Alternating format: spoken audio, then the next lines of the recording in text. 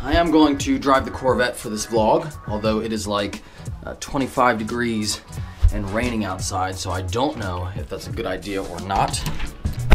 Well, you know what? Let's put the camera outside for this cold start. Here, and just like this. There we go. All right. Headphone user warning.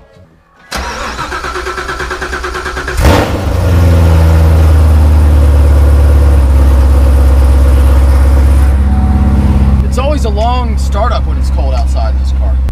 All right, we'll get the camera set up in the mount thing here. For the vlogs, it's really dark in this car.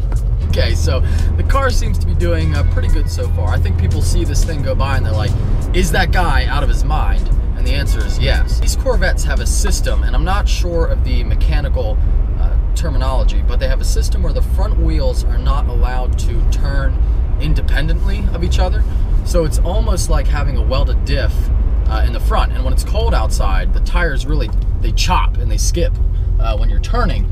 And even when it's warm outside, if you're making a really tight turn, they do that. So it's an unpleasant feeling when you're driving one of these. Let's get to the topic of this vlog, and that is the Dodge Challenger SRT Demon. Now, I saw an advertisement for this car, not really an ad, really kind of a like a teaser trailer for a video game or for a movie, and it really was, you know, like a trailer for a movie or something, because it was really cool. The cinematics were awesome, and I mean, Dodge knows how to hype a product. I will give them that. If Dodge's build quality was like half as good as their marketing department, they would really have something.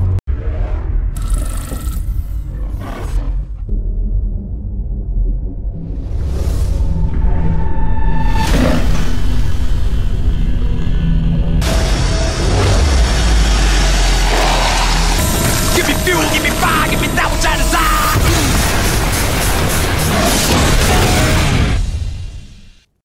I'm not going to show the whole thing because I don't want the copyright trouble, even though I am commentating over it and I am talking about it, so I'm not doing anything wrong and I'm not violating copyright, but just in case they would get upset. And I don't want to steal their thunder anyway. You know, I don't like those like reaction channels that show someone else's content, and just because they can technically get away with it, that's okay.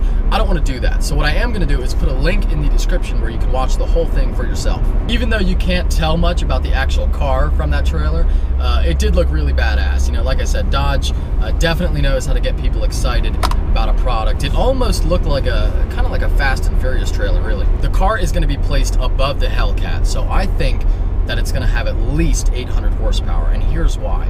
They're not going to make a car with like 750 when the Hellcat has 707, because look, it's just a Hellcat with 50 more horses.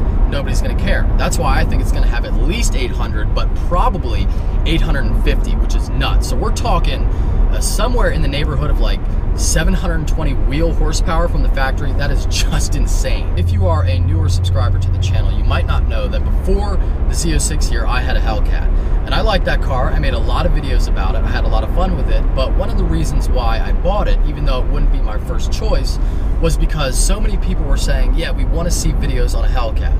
I had made a video when I was looking to get a new car, asking people, you know, what would you like to see?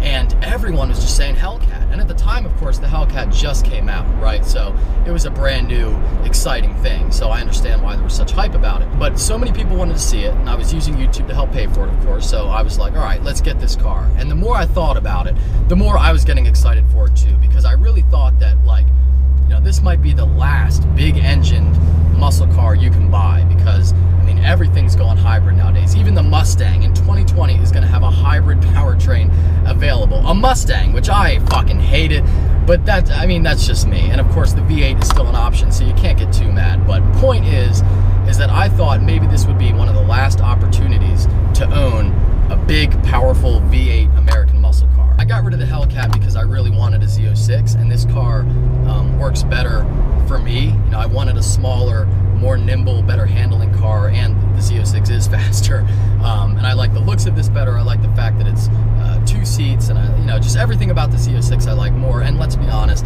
it is the superior vehicle when you're talking about performance. Nonetheless, I would still be very interested in potentially getting this as a second car. You know, when I announced that I was getting a C8 ZR1, a lot of people were saying, why get this ZR1? It's just going to be your Z06 with like a spoiler and a different front end. And I understand that, and I even said the same thing. You know, back when I wasn't decided on it yet, I was thinking, well, it's just going to be basically like my car, and it's just going to have more power. And since mine is already modified to have over, you know, at the crank 800 horsepower, why get this new one? Over time, I started to get more excited about it. You know, I think it's going to look really cool. I also think that the interior is going to have some updated stuff. So I am excited about that car.